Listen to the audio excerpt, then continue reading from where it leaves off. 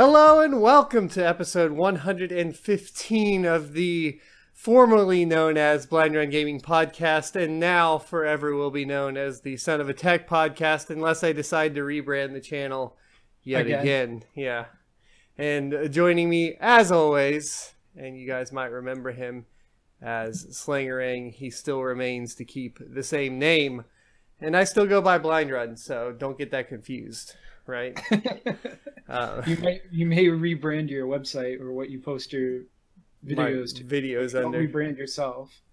Well, look, that rebrand was supposed to get me more views on YouTube. I think it fucking worked. So I'm happy with that. As far as the intro goes, I still haven't recorded a new one, so you guys got just a bare bones, like some hipster techno gamery stuff. It was like da, da, da, da, da, da, da, da, da, da, da, da.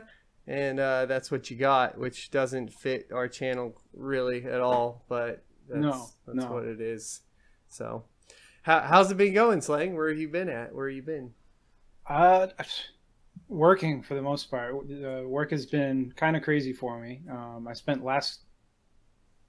2 weeks ago, I was in LA all week and been bouncing around doing stuff for that, and playing some World of Warcraft.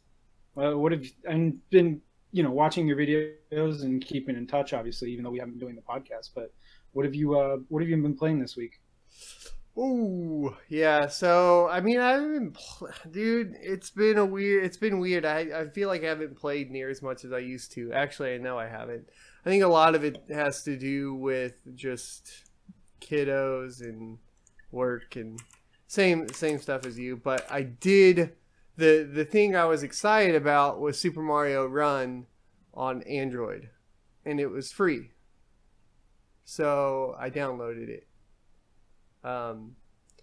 And have you played it yet at all? I know it's on it came out initially on iOS, like what, in around like Christmas of last year, I think it was, and it was like what, $15 or some shit, something like that. Yeah. Is it free now? Yeah, it's free on the Android. So I actually broke out the Shield tablet too, and I was playing it on the Shield tablet, so that was cool.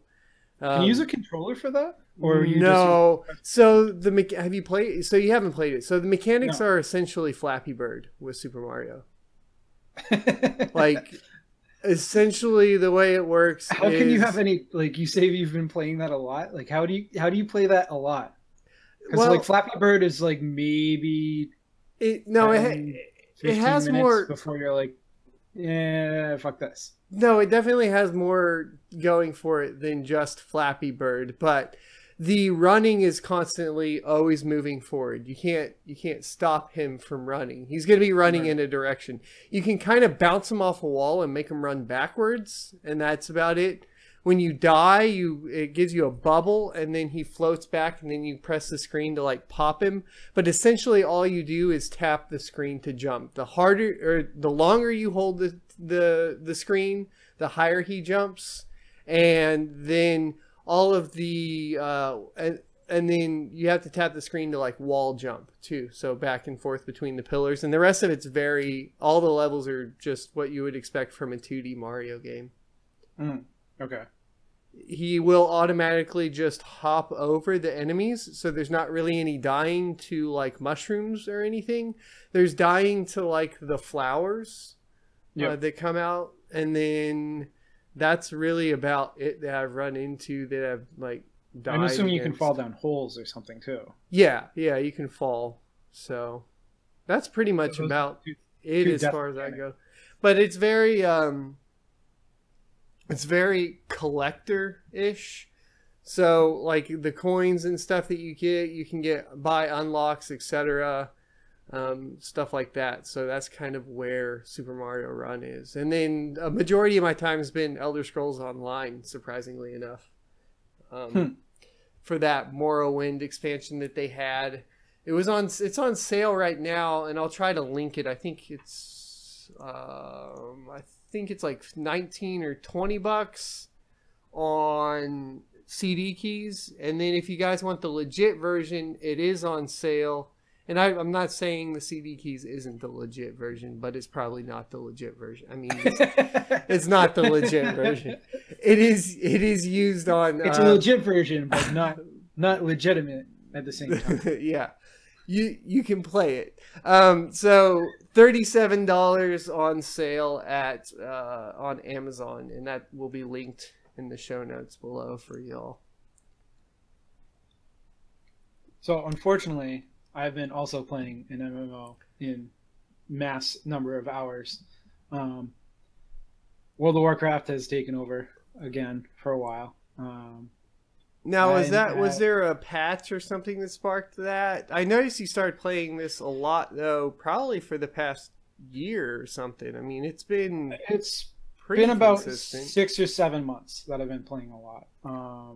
And basically it was a way to go and play video games with my roommate, because my roommate was playing a crap ton. So I dove in, and I think the last time we had a podcast, which is like December, something like that. It's been a while. Yeah, you were playing it then. Pretty sure. Exactly. Yeah, no, I had just started to play. Like I started November of last year, and it's one of those things that you kind of get in the routine, and you're like, oh, I'm gonna go play, and then you have friends that you go and end up spending time and playing with, that you look forward to going and spending that time with them. And it's one of those, like, yeah, it's just like any other video game, and you're not really getting anything for the amount of time that you put into the game, but at the same time you're enjoying a semi-social outlet with friends, even though you're not necessarily in the same room with them. Right. No, I mean, that's what gaming is, a large part of it, no matter what you're playing. Except nobody's been playing ESO with me. Dr. D played with me for like a couple days, and then a buddy from work played with me one day, and now, like, the last few days I've just been playing by myself. But I don't really mind that. So the reason ESO gets me is that they have that, like, beta for controller, and it takes away all of the PC controls and just puts the console controls in, like, straight up with the menus and everything. And so I can play from my couch that you guys see behind me here. And I'm a couch gaming peasant, but I'm a couch gaming peasant in 4K HDR. So right, fuck out of here, whatever. It gets the job done. And it's just a more comfortable situation to play there. Like today, my daughter was in here and she was watching cartoons on the tablet, and then I was playing ESO, and it's just easier to manage that way. Once you have kids, couch gaming with a controller becomes amazing. And speaking of that, actually, we have a lot of console news coming up. Should we talk about the console news first before we talk about Wildlands, or should we tell you all what we're talking about? Maybe we should. Let's talk about the full list of things that we're going to go. So here's the format we usually have for all of the new viewers. This is a podcast, so it has a format of chunks of sections that we do. The initial section is what have you been playing for the week, so that's what we just covered. And then we cover some news topics, and then at the end we follow up with all of the releases for the week, or all the video game releases for the week. And this includes every console, every platform. And we give our opinions on, what looks good, what might be good. And we give you guys links to all of those. So what we're going to review now is essentially what news topics we're going to be talking about. So today we're going to be talking about Tom Clancy's Wildlands. New DLC is coming. There is a possible third PlayStation console refresh. And PUBG bans DrDisrespect after a team kill and a Twitter argument that we'll get into. Probably the main portion of discussion on this week. And I wanted to add one thing to the list as a kind of a late addition, but there was a PokemonGOFest over the weekend that did not go very well for Niantic. I heard about that, so maybe you can give me an update on that. I'm definitely curious. So let's hop into it. I think, we'll go ahead and talk about the expansion for Tom Clancy's Ghost Recon Wildlands. This is a game that I actually played the beta for about a total of maybe 30 minutes, and I was like, this game runs like ass. Like, why is anybody playing this? And I tried to turn the settings down, and it was pretty rough.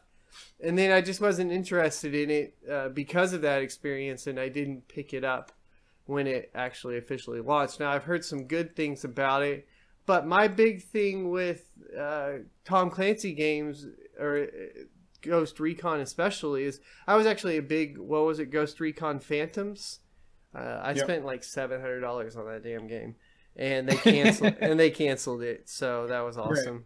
And I mean, I've probably spent $700 on WoW easily, so don't worry about it. I feel like they should have given me like Recon Wildlands just for closing that game down, being like, here you go, we'll give you something. But right. That aside, they have a new, the reason I mentioned that game though is because it is a competitive tactical shooter, third-person shooter, and there just didn't seem to be that aspect in Ghost Recon Wildlands that I was looking for. But now the new expansion is going to have a 4v4 team deathmatch on vast open maps, which confuses me because if it's a vast open map, it just sounds like it's going to be fucking hectic with only 4 people on each team. Like, I kind of like that idea though. Like, it's not a whenever I think of any of the Tom Clancy games, I think of, using strategy to go and outwit your opponent, and not so much, Call of Duty. It actually takes some level of thinking instead of just Twitch reaction and Twitch reaction. So having a giant map with 4v4 kind of makes sense. It's okay. You can do things like flank and send people around, and maybe try to send one person all the way around to attack them from the behind, and you can do crazy things like that you couldn't really do on a small map with 4v4. So I don't hate the idea of going and having large, complicated maps with small player groups. The only thing that you have to do is maybe do something like PlayerUnknown does, and have the play area shrink over time if the people aren't actually attacking each other. Right. Like, there was another game other than PlayerUnknown. I can't remember what it was now that we used to play. It was like the Hunger Games one, and it would start shrinking it down. And that, I mean, I don't want to think of what the name of that is. You know what I'm talking about, right? You would have to craft. It's a pretty simple concept, but I think it makes sense for what they're doing, assuming that they do end up having games that go and lead to, long drawn out non-combat fights, if that makes sense. Yeah. So, and the DLC is called Ghost Wars, guys. That's what it's going to be called, in case you're curious on it. Is there a release date for it yet? I don't think there was. No, there is. No, there isn't. I don't see one. There is not. So no release date yet. I guess it's supposed to come this summer, but we'll see. It's a PvP only mode DLC. Is there PvP in it right now, like in the open world? I thought there was. I don't know. I've never actually played it. It just looks like I don't know. To me, it just felt like playing GTA 5 without a story, or a good without a good story, I should say. And GTA 5 has an amazing story. So. Yeah, and I never played the PvP or the online. Shame on me. I didn't do it. I mean, no, I didn't play it either, and I still love that game. I wonder, like, GTA 5 has been out for a while now. I wonder if and when GTA 6 is coming. Yeah, I don't know. They just kind of went ham on the online, and they're making so much money on it. I don't think they care about GTA 6. They put at a certain point, I feel like so they figured out the kind of recipe for the online. Wouldn't they go and want to do another? Like, they haven't been to Chicago, I don't think, in the GTA series. They've done New York. They've done LA. Or now they've done LA. And by the way, so this is one of the things. On my work trip, like, I, ping-ponged around LA a little bit. And I was like, holy shit. Like, not having been there before, I didn't know how good they captured, or Rockstar captured, LA in GTA 5, and it's amazing. It's like holy shit, this is like, you know, a 10th scale model of LA in a video game. I felt like I had already been there before. That's crazy. I haven't been there since I was like a kid, like maybe like 11 or 12 or something. So I don't even know. But I know that when it came out, that was a big deal. Everybody was like, holy shit, this is exactly it, right? So that's cool. It's cool to experience that and actually see it, though, like you did. Let's see. So Xbox One X, I'm excited for it. I guess I wanted to ask you about that before we talk about the PlayStation news. What are your thoughts on the Xbox One X? Because I keep hearing differing opinions from everybody. Like, some people are super excited about it, and then other people are like super hateful against it. Like, fuck that thing, it's a stupid idea. And I whenever people get really mad about it, I get a little confused, because I'm like, hold on, it's still a liquid cooled 4K console. That's kind of badass, right? Like, what do you? And it's not that expensive from everything that I've seen. Yeah, how can that really anger you? I don't understand the anger behind it. Like, how is $499 too expensive too? I mean, maybe that's like the original Xbox 360 or whatever. Like, if you go and look at the projected dollars or like inflation adjusted numbers, like, I'm pretty sure $499 is cheaper. The PlayStation 3 was $100 more than that. Now, people bitched about it being expensive, but it was $100 more than that. But it was still a deal because it was only like web-enabled Blu-ray player that you could buy at the time. Pretty much, so, yeah. But I do remember people complaining about it. Usually when people complain about new tech that they feel is too expensive, they don't understand the cost of the tech that's actually in the system. Right. So, well, so it's a social thing. Like, they go and see that they're going to have to spend, and they're almost socially obligated because they, you know, gaming is one of the social avenues that a lot of people use. Like, there's a number of my friends that I don't go and talk to outside of, you know, a game. Right. And because of the fact that there's going to be this new thing, they're now kind of socially obligated to go and buy this new thing by the fact that they'll never see their friends again if they don't. But I do feel, well, but the thing that counteracts that is the old Xbox One's going to play with the Xbox One X. So you aren't forced to by any means at all. Right. But like, I mean, it's not like 360 to Xbox One or Xbox to Xbox 360. Right. You think you would feel ostracized if you're playing on an Xbox One S and your buddy's playing on the X? Well, let's put it this way. I'm going to make fun of people if they're playing an Xbox One S and I'm playing on an Xbox One X. So, yes, I will feel ostracized. Every kill you get. I will also be doing ostracization. Every single time you get a kill, you'll be like, well, it's probably because you're on the S. Exactly. You don't have as good pixel density. Yeah. You probably dropped frames. Are you playing on a 1080p panel? Not that I can tell because I'm sitting 12 feet from my 4K panel. No, so it's the natural progression of technology. At a certain point, you have to go and update. And I want to say, like, we were doing the podcast. I don't know how you came up with the number of 115. Because I restored all of the SoundCloud podcasts. But there's also like the 30 or so we did before we had like the 100 count. Right. So, like, yeah. So but anyway, we've been doing like this thing for a really long ass time before the Xbox One even came out. Since 2012. 2012. Yeah. So and 5 years. One of the things that we mentioned at that time was that the technology, like, you could build a computer that was better than an Xbox One for cheaper than an Xbox One. Right. And I remember that. Wasn't the case with the Xbox 360. We made a big stink about it, saying that, okay, well, the Xbox 360 had like an 11-year shelf life. It was ridiculous. It was, you know, the longest of any console to date, mostly because they were selling the consoles at a huge loss. Right. Now, because of the fact that it looks like they made some modicum small amount of money on the Xbox One, it made it such that it truncated the shelf life. Now that said, like when the Xbox One came out, it wasn't a powerhouse by any means. They went and tried to make it this, center of your media entertainment. Let's do HDMI pass through, and it can go and have an.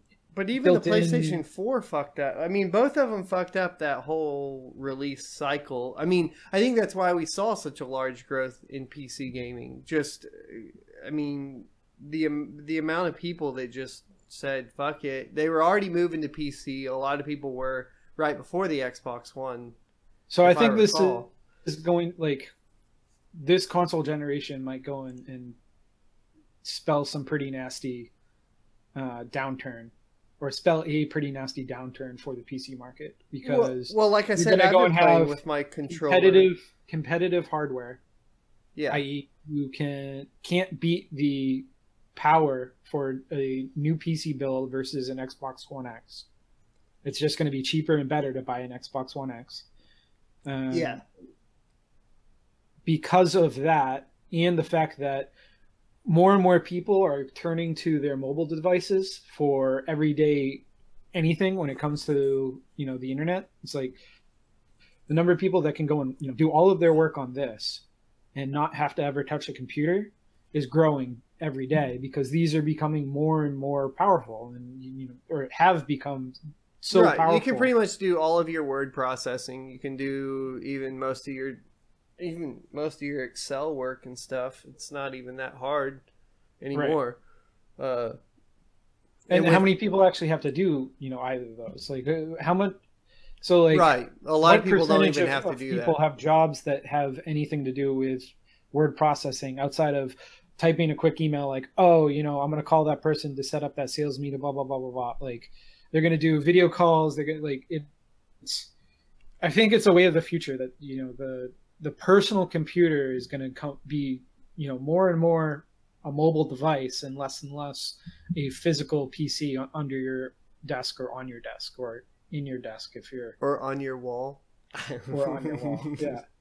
I mean, yeah, it's an enthusiast thing. It's an enthusiast market that grew really fast due to the poor console generation, the poor previous or current console generation. I mean, right. That's how I feel about it, or what I see when I look at it. When I look at the Xbox One X, I think, okay, yeah, I'm going to have to settle for 30 FPS, 4K, and some titles. I mean, all the Microsoft Studio titles are going to be 4K 60 FPS. So, I mean, that's not really going to... And so whether I'm playing them on the Titan X Pascal or on the Xbox One X, I don't think I'm really going to notice too much of a difference. Right.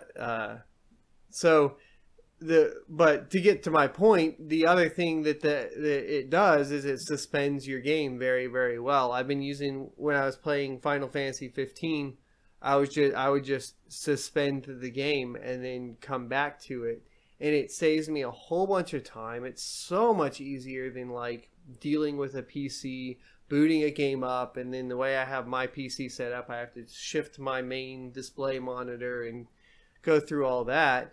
And if you well, get a special case, but if you get home and you've already worked late, right, and you want to just hop into a game super fast, having a suspend feature where I can just unsuspend my Final Fantasy 15 from the night before and not waste whatever extra time there is, and I only have an hour to play, that's priceless. I mean, and that is like, a lot of people talk about it, but I mean, it's very true. Like, we are creatures of convenience, and that's a convenience that PC gaming does not have, right?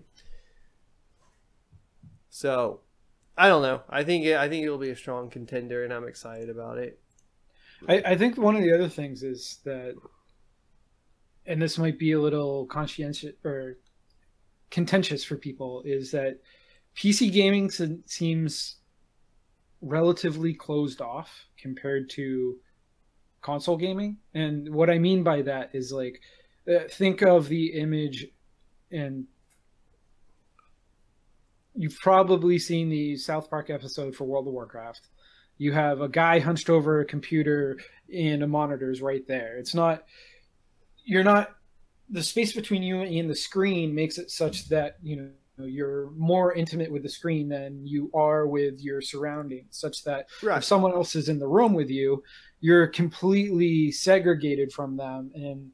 And the other thing is that typically people play with headphones when they're on a PC more often than they play with, a massive set of speakers. So in a living room, inherently, you end up being more open, such that it seems like it's more of a social event.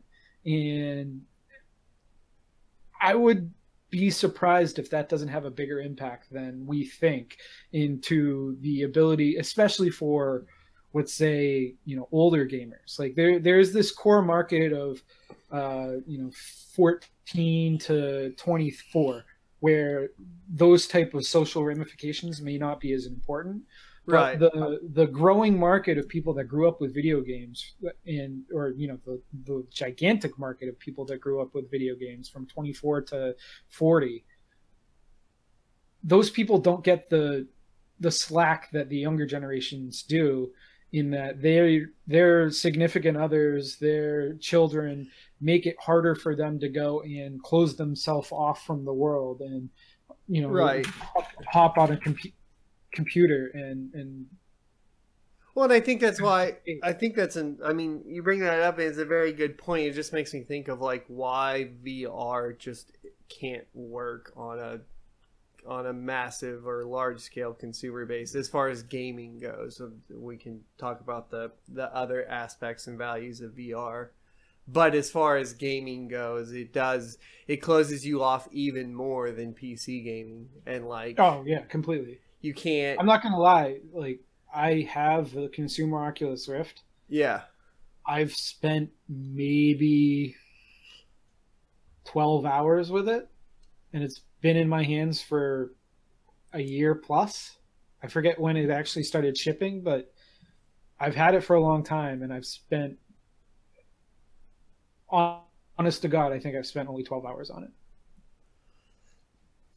So it, even with me, and I'm not a very social person. I like to stay home with my dog. Yeah. I don't use the Rift because it's just like, it's not there yet. Well, like, it's good, but the hardware is good. The software is not. Right. It's going to take some time for maybe the gaming to get immersive enough to keep you going, or it needs its title, right? March of last year it came out. So sometime around March is when I got my hands on it. Okay.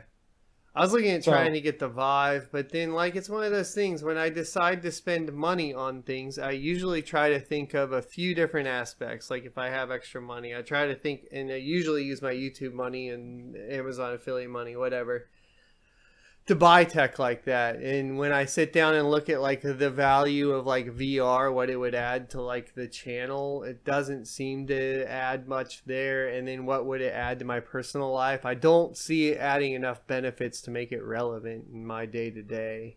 So I haven't, and it's a big purchase. It's not a little purchase. So right. No, I mean, what is it? $600 or $700 when you include the touch? Yeah, like $699, $799, something like that. It's pretty up there. I mean, the Oculus Rift has come down in price, I want to say, because the Rift Plus Touch is only $400 right now on Prime. That's not bad. I mean, I could maybe hop in for that, but I'm getting an Xbox One X for that money. So yeah, exactly. No, it makes more sense to go because there's actually content for an Xbox One. Yeah, even on the day that you go and get it, there's going to be more AAA titles for that than there has been on the X. And you'll get the Oculus 4K Rift upgrade packs and all that 2 years stuff. That the Oculus Rift has been out before it. Like, right. It's just an easier decision. But speaking of the Xbox One X, I guess there was a transcript released on WCCF Tech and then reposted by some website that I've never heard of, comicbook.com. I don't know how I got this link, but anyways, there was a transcript from was it the PS4 head of marketing, Jim Ryan, right? Mm-hmm. And he was speaking about the cultural phenomenon of regular updates to smartphones and tablets being pretty much the standard of like technology and the release cycle of technology, like tech devices, which is true. If you look at like a cell phone, your average upgrade is 2 years. A lot of people are moving to 1 year plans, upgrade plans now too. So they're getting a new cell phone like every fucking year. That's funny to me because I'm still on an HTC M7. Right. So. And you don't need it. I mean, you just don't. But at the same time, it's that wanting to be the new kid on the block with the greatest, shiniest toys. But yeah, no, it's a sign of social stature to some people. Yeah, which the Xbox One X will be. So, like we talked about earlier. Anyway, so when he mentioned that, he talked about the PS4 Pro, etc., etc. To me, it didn't really sound... A lot of the rumors were coming out and saying, well, we have a PlayStation 5 coming. That's what's going to happen. Or a new iteration of the PlayStation 4. I think that he stated at the end the Xbox One X hasn't launched. I don't know if this is the way forward or not. I think he's waiting to see how the Xbox One X does before they decide on an upgrade for PlayStation. I think that's an important distinction. Like, I think that part of what happened with the PlayStation 4 and the Xbox One is, I mean, literally, I think that we talked about this at length when they were announced. PlayStation came out with their announcement first, and it seemed like Xbox One had 2 different versions or 3 different versions of their slide deck. And they were going to do things based off of what PlayStation announced. So it's things like, I want to say like the backward compatibility. Well, it was reversed. I think it was Xbox that presented first because the Sony, he came out and he said, this is how we trade games on PlayStation 4. Maybe that was true. And anyway, the point that I'm making is that by delaying your hardware, you're going to be able to go and react in a way that actually makes market sense. See, though, I think that's the problem. I think they know they fucked up with the PlayStation 4 Pro. Because if you're looking at it now, like the PlayStation 4 Pro and all the tests, people just complain about it either being glitchy, not working, or not actually getting good resolutions on it. And now the Xbox One X is coming out and looking like it's going to be hitting actual true 4K in a lot of titles. Right. And so they're stuck with only 6 months into this product that's going to get absolutely stomped on by the Xbox One X if all things are, proved to be true. And then they're going to be forced into 3 iterations of the PlayStation 4 within like 6 months of their last iteration. That's got to be a hard hit on tooling alone, right? Like just manufacturing costs alone. I think you'd be surprised. So the real thing with that tooling, like the tooling for the housings for the PlayStation, grand total for all of them, like there's, obviously there's, I haven't fully looked at the disassembly of a PlayStation to go and count how many individual tools there are. But tooling, it's, probably 10 million or something like that. And the thing that gets you is going to be having multiple tools just to go and get the throughput in order to go and make enough parts to make enough PlayStations. Because obviously every time you go and, have 2, it means that you double the cost. Well, and I guess all they would really have to do is change the GPU, right? I mean, that's all they... But I don't know... I don't know how much else that actually changes. Like the actual motherboard, the cost is really in the components and not in the manufacturing. Like the automated manufacturing isn't going to go and have a lot of custom tooling for it. It's going to be most of it is going to Hold on. Having some weird mic issues on your end, so before we continue. Is it gone? Yeah, it's gone. So you were talking, I think you were clarifying some misconceptions I had on the tooling for that, or going into more detail. Oh, okay. Yeah. So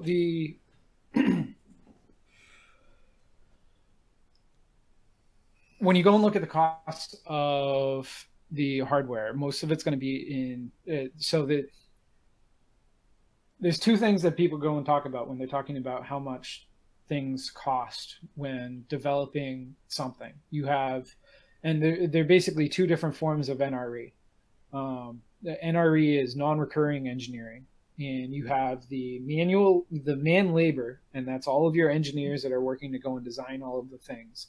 And a lot of times companies go and kind of write that off as they have development budgets and they want to spend a certain percentage of their income on development budgets. And then you have the actual tooling NRE. And that's the thing that the cost that is directly associated with the product, because you can't go and say that, some of that won't be lost. All of that money is lost into that product. You can't say that you're learning things for future development efforts. So the actual NRE on the hardware, most of it is going to be in the hard tooling to go and make the parts that support all the boards. And that's not that expensive in the grand scheme of things. So like to make a, and mind you, the consoles are rather large, and you're usually going to have a top and a bottom in bare minimum. It's probably 4 or 5 pieces that go and make up the majority of the housing.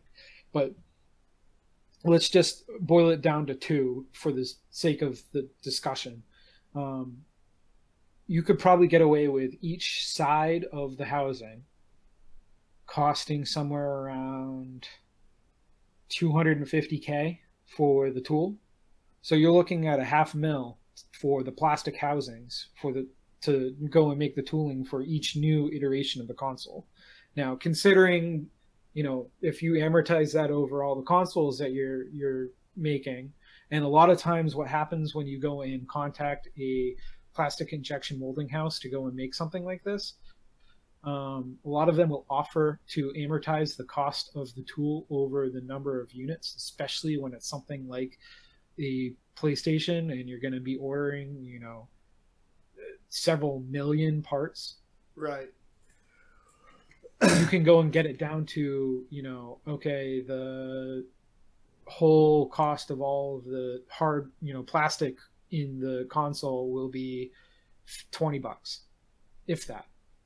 Most of the cost comes in the PCBs, and those are not going to be as driven by the the non-recurring engineering that's going to be directly into the console.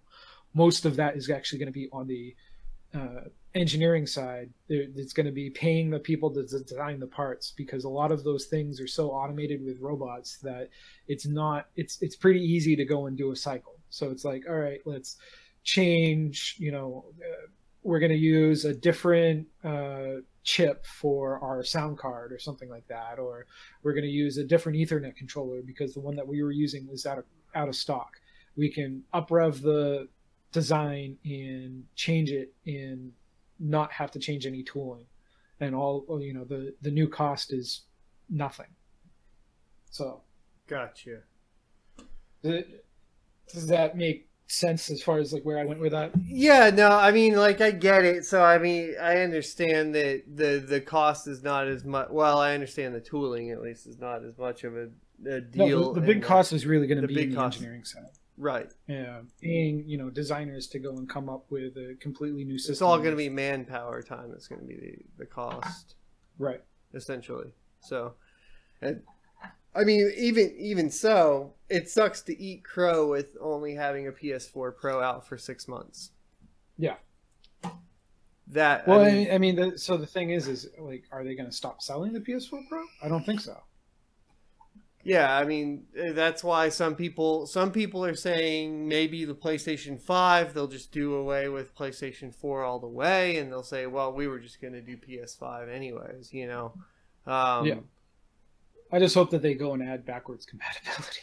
It would just be funny if they did like PS4 Pro a little bit better.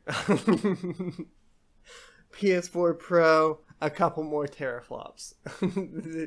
We need to beat the Xbox One X. I mean, PlayStation 4 destroyed Xbox One we already know that. So that's why this topic's super interesting, because the tables kind of feel like they're turning or shifting in favor of Xbox right now. But we'll have to see. I don't know. Like I said, there's enough negativity over the cost of the Xbox One X. I don't think that that's going to prevent people from buying it. Especially if you go into Best Buy or the big box stores and it's like, here's an LG 4K TV and an Xbox One X for $9.99. It's just going to sell, right? I mean, they did that with the S. The other thing, the big mistake they made with the PS4 Pro was not having an Ultra HD Blu-ray player. That's not good at all. That's really bad. And you guys are Sony, so that makes no sense to me at all. I still don't understand that. Well, let's talk about let's wrap up the news topics with PlayerUnknown bans popular PlayerUnknown Battlegrounds streamer, and yeah, so warns that words have consequences. So initially the ban was due to a team killing event that happened on his live stream, and they have a strict no team killing policy. Here's my problem with that, just before we even get into this. If you have a strict no team killing policy, couldn't you just turn off team killing because you're the fucking developer? That's the easiest thing you could do. I mean, it takes away a lot of the realism for the game, and like the number of, so like I don't own the game yet. I've been kind of hovering around the outside going, you know, I think I should buy this because it looks like it would be a lot of fun. And right. It's like what I always wished Call of Duty was. More survival, more tactical, more all of the things that I would want in a first-person shooter type, or actually third-person shooter, I guess, but in a shooter type game. And I've actually seen DrDisrespect's videos and a lot of like the clips of montages of, you know, the best and the worst of PlayerUnknown. But one of the things I've enjoyed is, you know, you'll have some people will be, you know, aiming down at, you know, someone bunkered somewhere down off in the distance, and they'll be shooting, and then all of a sudden some jackhole who is not very smart will decide to run right in between the player and the line of fire and get shot, and it's like, wait, I didn't mean to kill my teammate, but he just ran in front of me. Right. Now, so obviously that's not what we're talking about in this instance, but yeah, so the sense of realism or at least consequences for not playing smart, right? So that would be the argument against just turning team killing off. So correct. That we can go from there then. So then they have a strict no team killing policy. They ban him temporarily, and then on Twitter he says he'll break the rules anytime, anywhere. To which I guess the developer Green respond, "You will follow the rules or get the fuck out." But it all seemed in good fun, they say. And then it got to Dr. D saying that if I could do the splits, I'd roundhouse kick you in the next. But since I can't, I'll just front kick you in the chest instead. I mean, the dev tweeted "get the fuck out," but then this is where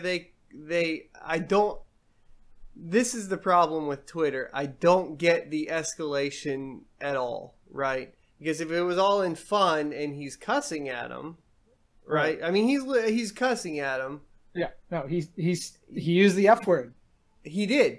He used the F word towards a consumer of his, a customer of his, and not just a consumer. Like this, he's a brand advocate. That's a completely different level of consumer. Like those are the type of people that most brands will fight and die for. Like the reason that people go and use Twitter to go and complain to companies is because the social media image is extremely important, because that's the first thing people will do. They'll be like, oh, I'm thinking of using this company for XY thing that I'm doing. Google that company. Oh, here's 40 bad reviews. I guess I'm going to their competitor because they're not that good at what they do. Right. So I mean, does this because I mean, I just don't even understand this tweet being a bannable offense at all. I mean, it sounds in jest to me. It does. No, and I think it's one of those things where like he thought they were having fun with him. He thought he was, he was in character and just enjoying like, yeah, I got banned, I get it, and well, whatever. But then they went and pulled like a politically correct bullshit card, and like they brought it to another level. And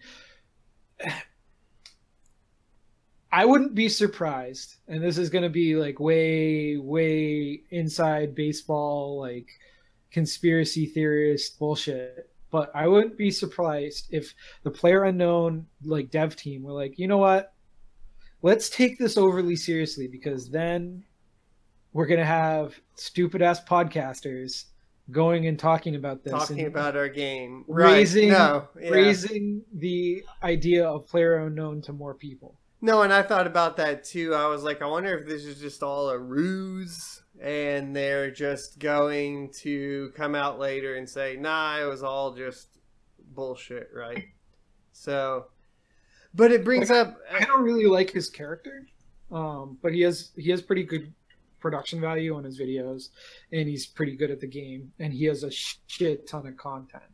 So all of those things, like content, production value, and a dislikable character, but that is still good, like those are like 3 major sticking points to go and be, popular on YouTube.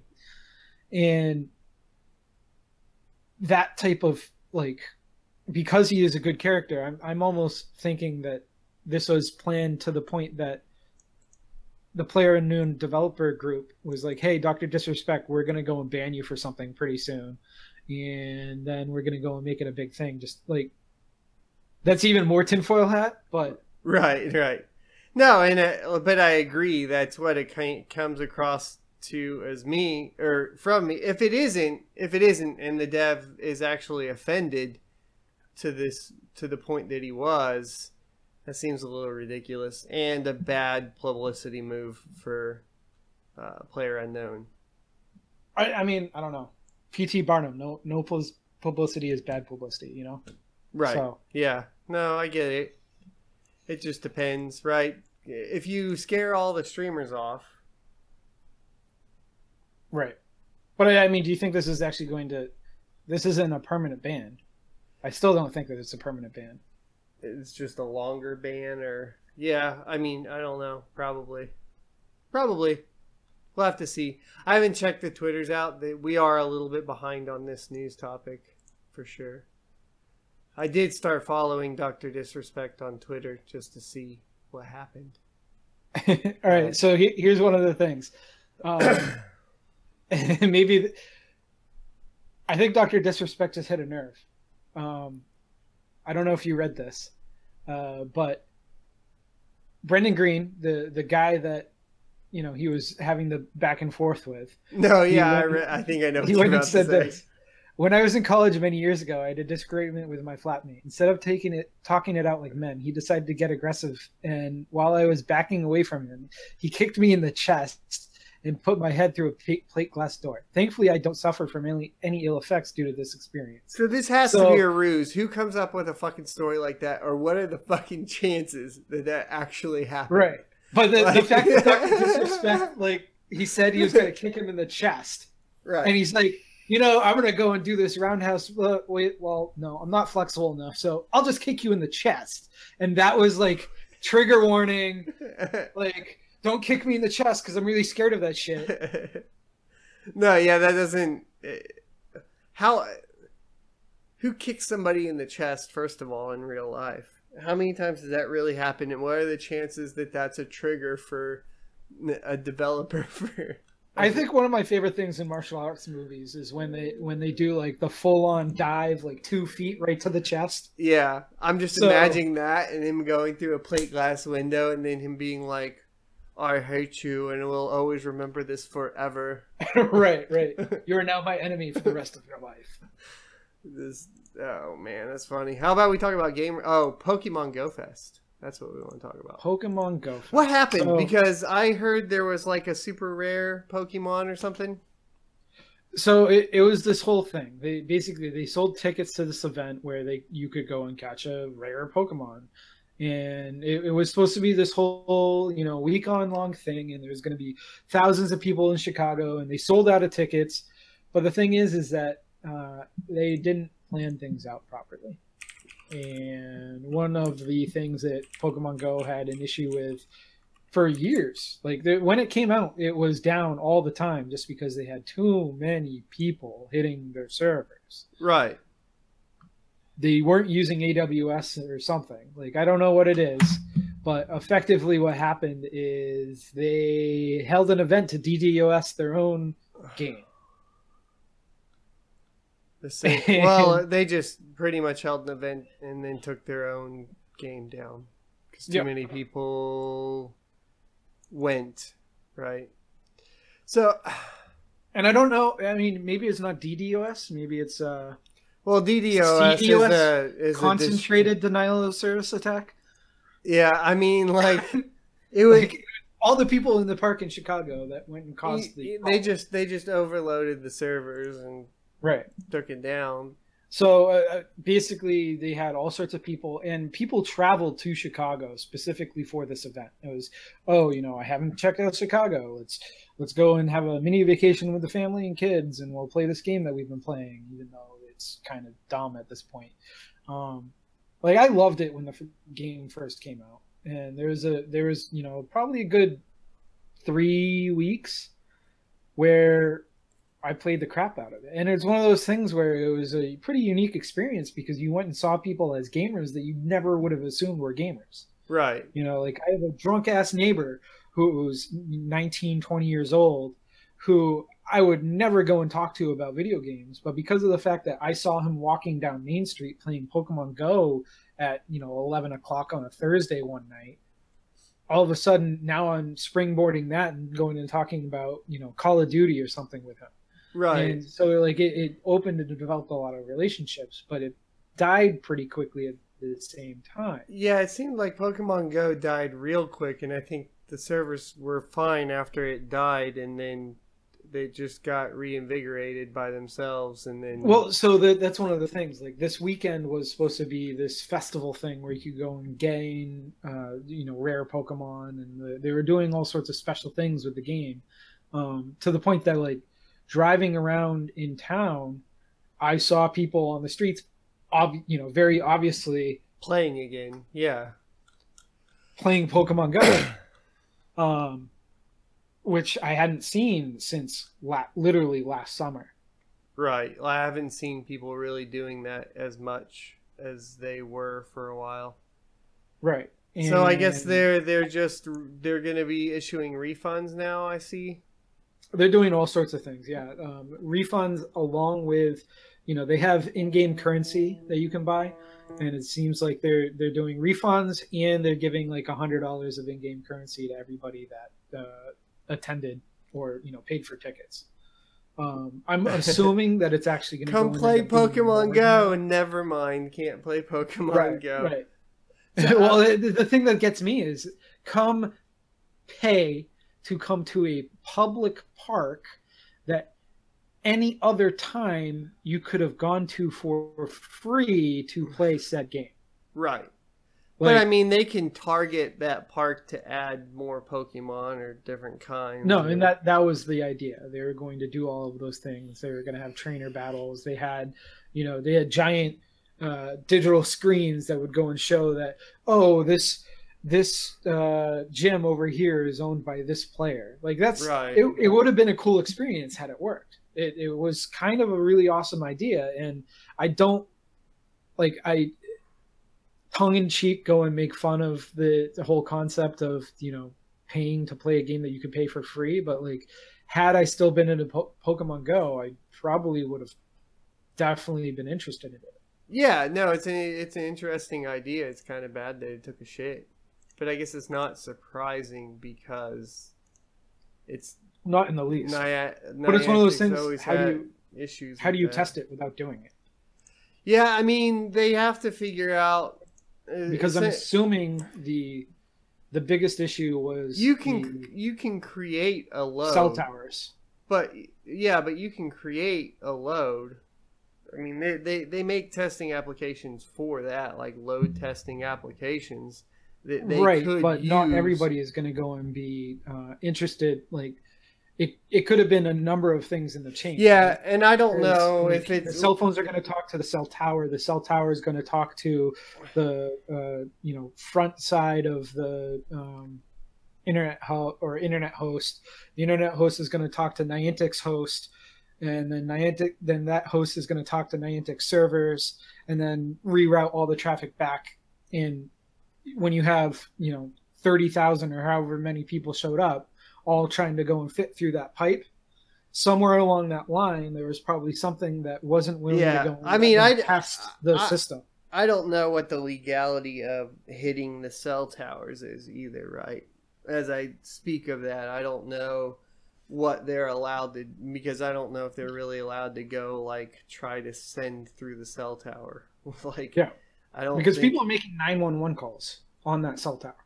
It's Chicago. Like 3 people probably got shot and couldn't call 911 because of Pokemon Go. Because of Pokemon Go. Yeah, and I don't. Yeah, like I said, I don't know what they probably aren't allowed to actually test the cell tower capabilities of this cell tower traffic. But it's one of those things that, like, when Pokemon Go came out, they had all sorts of issues with bandwidth and the ability for the servers to go and handle the traffic.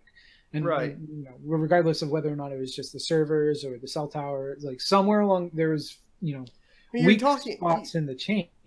You're talking about what is essentially, I mean, in all honesty, a revolutionary concept that's just never been done before, and to the scale that it's being done is ridiculous. Like, I mean, if you actually think about what all has to go into that, it's not nearly as simple as like World of Warcraft or something. Right? No, it's not. It's nearly as simple. But the thing that gets me is, how many times have you been in an event where cell service is degraded just because of the sheer number of people? Right. We go to PAX South. Any PAX is a perfect example. Like, you go there, and all of a sudden, your ability to go and use your cell phone is severely degraded. Which is why there's a shit ton of people there. Yep, and then they charge all of the people that are there, like all the booths and shit, an exorbitant amount of money for an internet pipe. So that's common. Yeah. So if you're planning that out, yeah. The fact that that's kind of obvious to, like, anybody that's put together a conference ever, yeah. Why wasn't it something that they could have fixed? Because they stopped going to all the conferences. Remember, Nintendo just stopped going to all of them. So they probably haven't been to one since cell phones were invented. But no. So the thing I was going to say though is, I'm pretty sure the PokemonGOFest was sponsored by Sprint. And if anybody, like, the combination of the combination of, like, the people that go to cons and Sprint should have been realized that, hey, we need to go and put a lot more pipes of ability to handle bandwidth into this location. Like, Sprint should have been setting up Wi-Fi enabled towers or whatever. They needed to, and like, set up extra boosters and everything. Yeah, but I don't know. That's interesting. You want to talk about the game releases for the week? Alrighty, let's do this. I believe you guys will be seeing trailers. I downloaded them all. I don't know how we're going to do this editing, but I think these are going to start. I think we're going to be releasing these on Tuesday, which actually fits perfect with the scene next Tuesday. So whatever. Because I think I'm going to need a day to edit. Straight up. Especially since my mic fucked up. Yeah, and I mean, I think that's probably it'll be an easier goal to reach if we plan Tuesdays. So the first game of the week, which we'll be releasing today, if you're watching on a Tuesday, is Aven Colony for PS4, PC, and Xbox One. So it is essentially a sci-fi city builder, from what I can tell. Correct me if I'm wrong, but that's where what I'm getting out of it. It doesn't look like a strategy or an RTS or a real-time strategy. It definitely looks more like a city builder. SimCity. Yeah, but in space. So yeah. You're colonizing planets, etc. It does look like it has enough dynamic weather and environments to make it interesting. It also looks like they borrow. I mean, most things borrow from different sci-fi genres, but yeah, I want to say that I see some giant worms from like Dune in there. Yeah, I see some worms. I see. Yeah, it does feel like Dune, or I think that's a good comparison. A little bit more modern. It looks like the structure layout's a little bit. It looks like it all has to be connected, which is odd. I mean, so, but I guess it's in space, so it makes sense from a logical standpoint. It's on other planets. It's not necessarily in space per se. It's on right. It's on other planets where the environment might not be friendly to human. Right. It looks like there's a lot of like alien life forms attacking your city that you have to protect from and all that. It actually looks like a lot of fun. It does. I'm curious. And it's only $27 from the looks of it. It's not bad. Available July 25th. Yep. True story. I might actually pick that up. That looks pretty good. Next up on the list, we have Fable Fortune for Xbox One and PC, also coming out July 25th. This looks like it's a knockoff of Hearthstone. Yeah, it's a collectible card game, but I don't have faith that it will be balanced or good. So right. They're really hard to balance, guys. Like anytime you decide to do a collectible card game, it's going to be hard to balance and make fun at the same time. And while Microsoft has the budget to do it, I don't feel like this is a game that they put that budget into. Right. I think this is a money grab, but I could be wrong. I mean, we'll see. Hearthstone's already out and it's really good. And then if you are a true like collectible card game player, then just go play Magic, which just go play Magic. The next game is Fate Extella, the Umbral Star. And this one is coming out for the Switch. So, hey, we have Switch titles to talk about now, and we don't even have a Switch. I need to get one. No, you don't. I'm not that interested. I mean, other than for Zelda. I would talk about other realms or possibilities of the way I'm playing Zelda right now. But maybe I won't bring that up. So this looks like a hack and slash Japanese over exaggerated boob title. That's a pretty good way to put it, yeah. And I don't know. I just never have had a taste for anything, what is it, manga? I mean, I like this style because you're a huge Devil May Cry fan. Right? I like Devil May Cry. I like Bayonetta. When it gets to the point of having so much shit lighting wise go on, my eyes don't handle it well, and so to me it looks like too much going on screen for me to comprehend or have fun playing personally. So, yep. Next up on the list is Fortnite. Paid early access? Yeah, so PS4, Xbox One, and PC, July 25th. You gotta pay for the early access for this, but it's coming out Tuesday if you paid for the early access. I didn't look into how to pay for it. I want to play it. I don't know if I want to support the idea of paid early access. No, never. So on principle, I will probably play it when it actually comes out. Right. But yeah, it's what, Team Fortress with building with construction or building aspects. Right. What was that game we used to play? The tower defense first-person shooter on Steam. Sanctuary or Sanctum 2. Sanctum. Oh yeah, I loved Sanctum. Yeah, so this is basically Sanctum, but a AAA version of it. Yeah. Do you know what this reminds me of? This reminds me, it had the worst name ever. It was like the greatest game ever or something like that. We used to call it something really derogatory. It was a tower defense game. I don't remember. It wasn't the Ubisoft game? Yeah. Mighty Quest for Epic Loot. Yes. Is that game even... Didn't they cancel that game? I think so. But like the graphics and the text all remind me of Mighty Quest for Epic Loot. Mm-hmm. Mighty Quest for Epic Loot was fun. As my Alexa starts talking to me. Can I help you? Yeah. So, yeah. So, I think it'll be a fun game. I think it'll be fun. I'm confident in that title. But I'm not going to get it for early access because screw y'all. Screw early access in general. Yeah. What do we got next? Are you grabbing this one? Was it my turn? It's your turn. Oh, damn. Next game I was waiting. The next game is Pyre, or I don't know how to Pyre. pronounce this. Pyre, you think? Yeah. Okay. Yeah. We'll go with Pyre.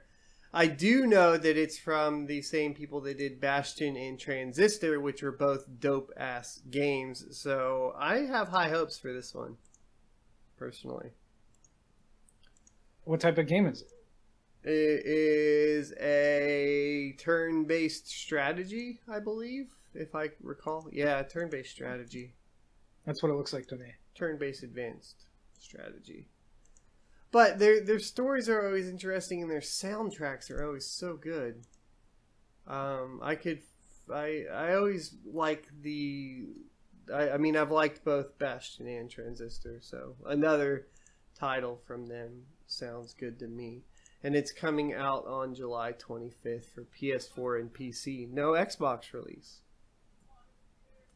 Maybe later. Next up on the list is Danganronpa, another episode, Ultra Despair Girls for PC. July 27th.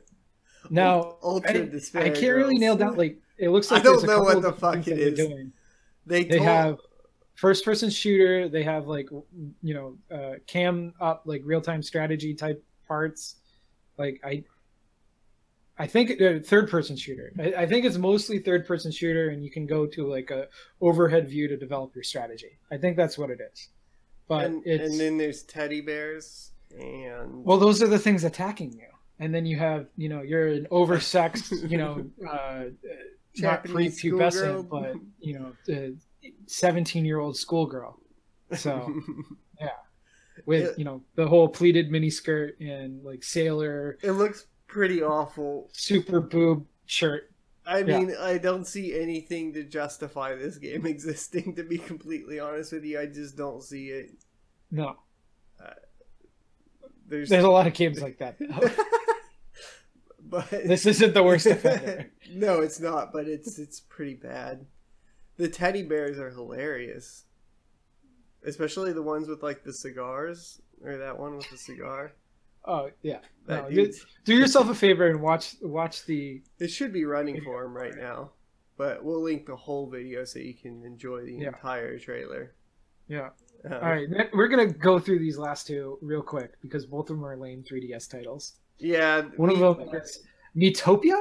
What the, like... People actually like Mii's that much? So, but Miitopia is interesting because you can... it's a party-based turn-based strategy. That's the only thing I found interesting about it. It's still your Mii's, and if you're gonna play, a turn-based strategy, go and play, Bravely Default or Bravely Second. Fair enough. Game over. Like, play a good one. Yeah, that makes sense. And the final one's Hey Pikmin. Which I think there's a crowd for this title, but I don't know who it is. I never met one. Never met a Pikmin player. Have you? No. They make a lot of them though, don't they? Yeah. I get the allure because I don't know. I used to be a huge Lemmings fan. I don't know if you ever played that game. No, I did. And it's kind of like Lemmings meets a platformer. Right, and you can use them against. I don't know. I find it curious enough to play it. I wouldn't call it a shitty title. The mechanics look good, right? Yeah, and I think I don't know. I think there's definitely value to this game. I think it would be fun. I think it's one of those things that, you know, if I had $30 to spare or $40 to spare, whatever a 3DS title is these days. That's the problem with 3DS, right? They're always fucking $39.99. Like, right. And you can get fucked and get like a shitty Hello Kitty game on accident and it's still gonna be $39.99, right? Which is, but like this, I feel like this is a good. Hey, I'm taking another flight to someplace I don't want to go because my work is sending me. Right. And but at the same time, like you can just get a Pokemon game, or you can get Bravely Default, and you're gonna have games that are gonna last you hundreds of hours. For the same price. I still haven't beaten Bravely Default. No, I don't expect that you would. Like I flew to LA. No, so I actually, since we're done with the games of the week, I ended up reading a book on my Kindle. Oh God, a book. I read Neil Gaiman's American Gods, and yeah, it's an older title. I think it came out in like 2001 originally, but God damn, was that book amazing. Now, the one thing that I'll say that's kind of funny about that book, like the main character was in prison in the book, and something happens and he gets released a little bit early and blah, blah, blah, but I'm not really ruining anything. Sure. But as he's flying home,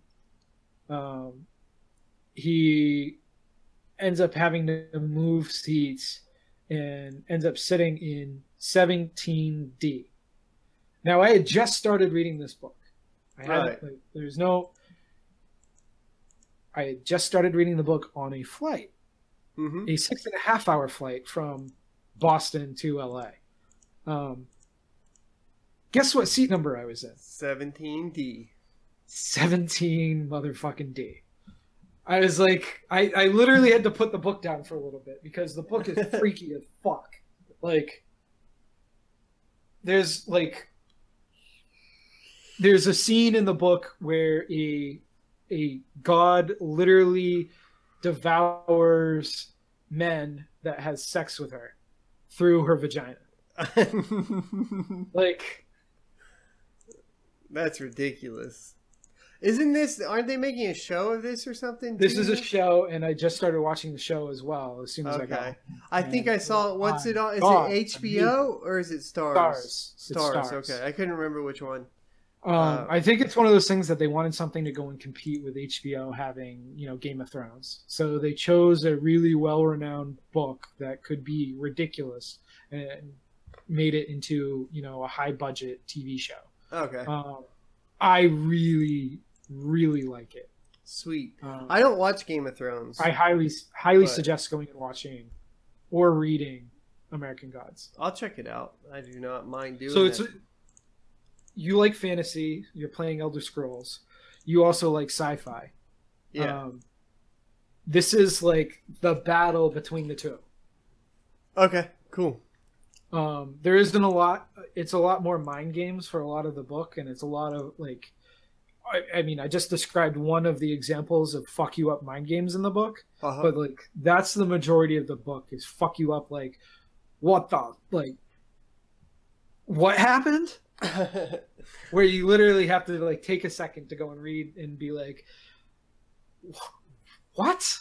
Before you go back and continue on, go to the next what the fuck section. Well, I'll definitely have to check it out then. I'm interested. You sold me. I'll let you know how it goes next week. All right, sounds good. All right. Well, thanks everybody for watching. This is the I guess, the reiteration of the Blind Run Gaming Podcast, episode 115. That's what we're going with. I'm sticking with that, all right? We're sticking with it. 115. And please tune in next week for episode number 116. If you have topic ideas, you can tweet them at Son of a Tech or at Slangerang. And we'll see you over on Twitter. We are not very sociable guys, but we do like talking about nerdy stuff. So if it's in our realm of talking, then we'll speak with you. So that's how that goes. If you send us a good topic, we'll be sure to go on it at length. Yep. And until next time, I'll see you next Tuesday. Peace.